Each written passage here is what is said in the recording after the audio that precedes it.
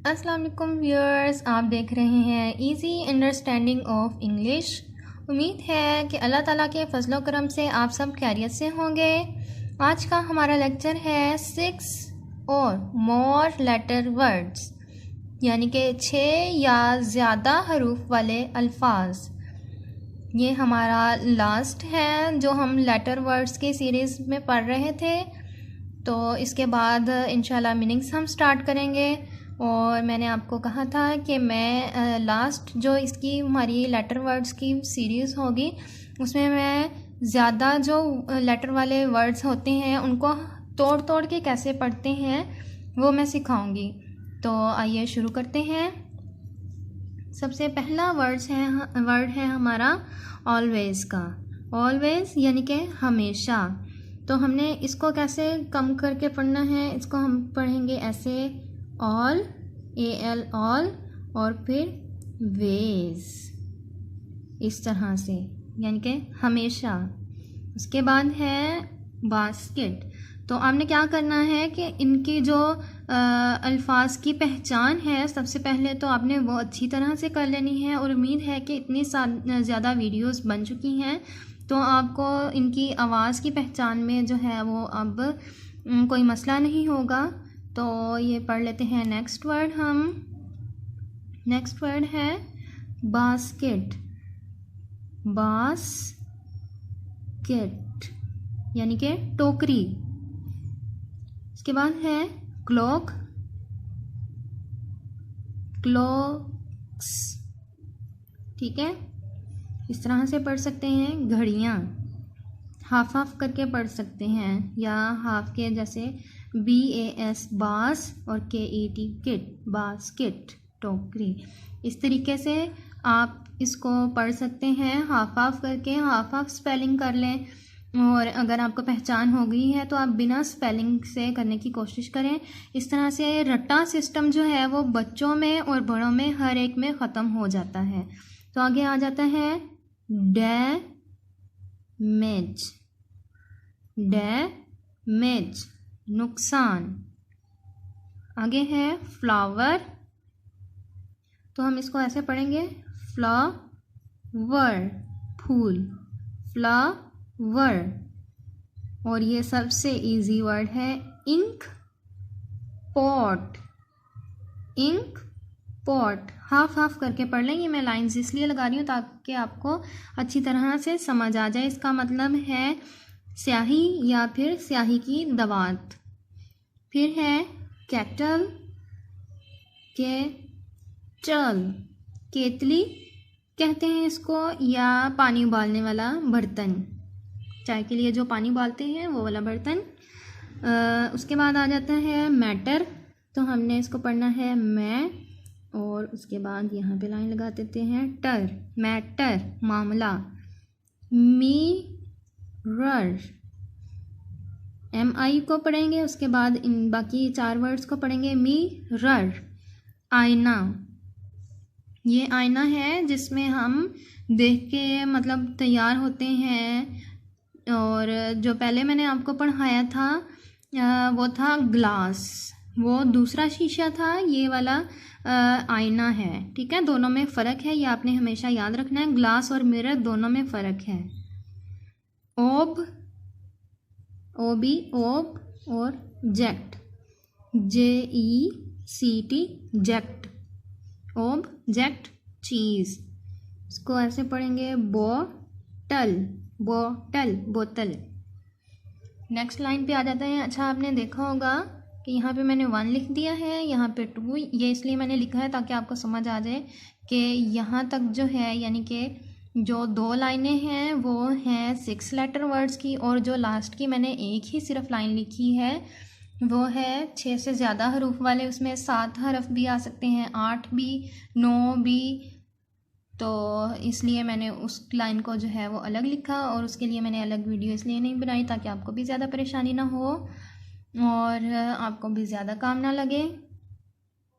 बाकी हम साथ साथ करते रहेंगे। उसके बाद हम पढ़ लेते हैं नेक्स्ट लाइन का अपना। इसको हम ऐसे पढ़ेंगे, ये शीन की आवाज़ निकाल रहा है, SH है। तो आगे है ए, इनको हम इकट्ठा कर लेते हैं। शै, डो, DOW, डो। शैडो, छाँव या साया। फिर है पेंसिल, पेंसिल यानी जो इस तरह की बच्चों की पेंसिल होती है उसको कहते हैं पेंसिल, इस तरह वाली, ठीक है। कलम दूसरा होता है, ये पेंसिल होती है जो लकड़ी की बनी होती है। आगे आ जाते हैं वर्ड पे। पब्लिक, पब्लिक अवाम। बी साइड, के पास या अलावा। बी हाइंड, पीछे। स्ट्रीम, इसको वैसे इकट्ठा पढ़ लें तो वो ज़्यादा बेहतर होगा। स्ट्रीम, वैसे अलग अलग करके पढ़ें तो स्ट्रीम, नदी। फिर है फॉरेस्ट, जंगल, इसको इकट्ठा पढ़ लें। ब्रीज, फिर है रिटर्न, वापस। ब्रीज का मतलब है हवा, रिटर्न वापस।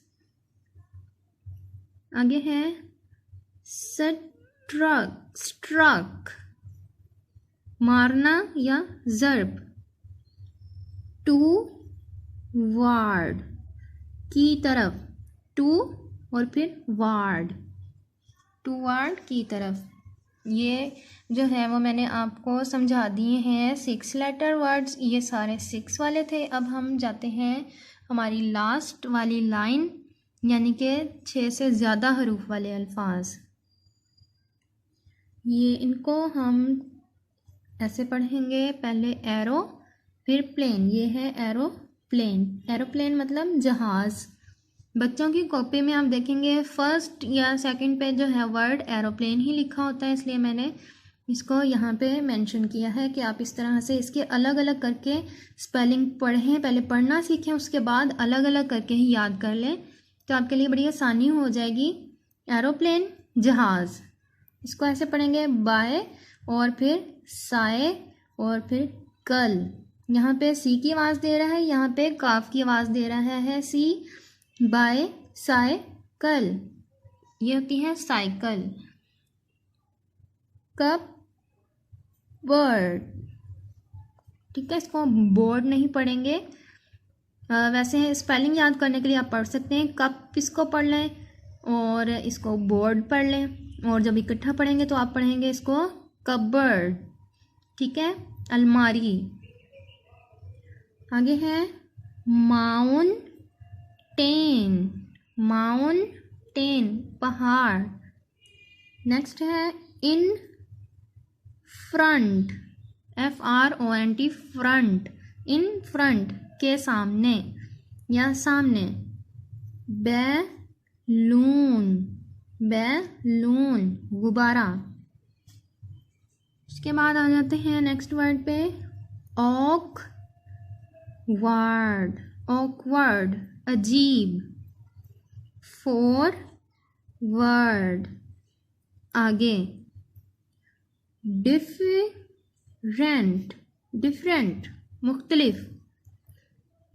पॉसिबल मुमकिन, ये देखें इसके हमने 3 हिस्से कर लिए हैं। पॉसिबल मुमकिन, यानी कि जो काम हो सकता है मुमकिन।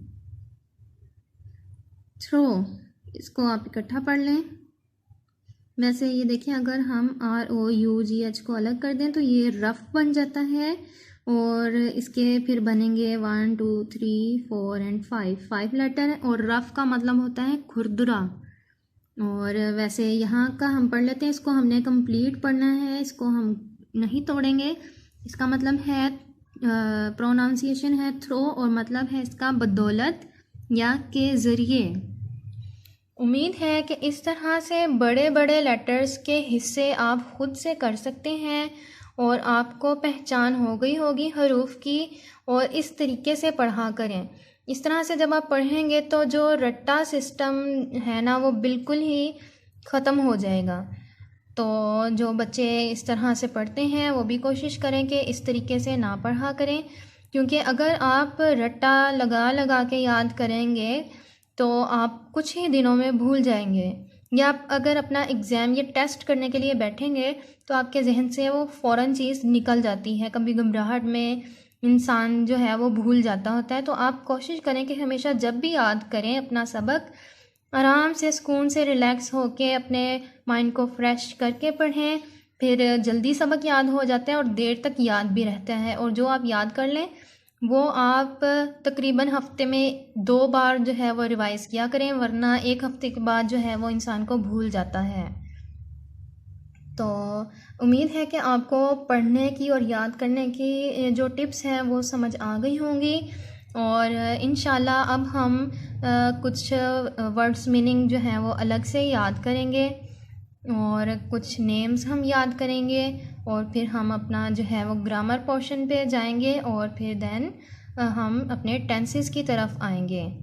और उम्मीद है कि आप सबको समझ आ गई होगी। अगर कोई चाहता है वीडियो बनवाना किसी टॉपिक के ऊपर तो वो भी मुझे कमेंट करके बता सकते हैं कि अगर आपको किसी और चीज़ में मसला है तो आप मुझे कमेंट्स में बताइए। इंशाल्लाह आपकी जो विश लिस्ट है वो मैं ज़रूर पूरी करूँगी। उम्मीद है आज का लेक्चर आपको समझ आ गया होगा। पिछले लेक्चर्स भी आप अच्छी तरह से याद करते रहें, अपने नोट्स बनाते रहें। इस लेक्चर पे भी जो है वो आप काम करें थोड़ा सा और पढ़ने की ख़ुद कोशिश करें। और मेरे चैनल को आप सब्सक्राइब करें, लोगों के साथ आप शेयर करें। आज की वीडियो पसंद आई हो तो लाइक करें, जो समझ नहीं आता वो कमेंट में पूछ लें। और इसी के साथ आज के लिए इतना ही काफ़ी है। इंशाल्लाह अगली वीडियो में मिलते हैं। तब तक के लिए अपना और अपने प्यारों का ख्याल रखिए। अल्लाह हाफिज़।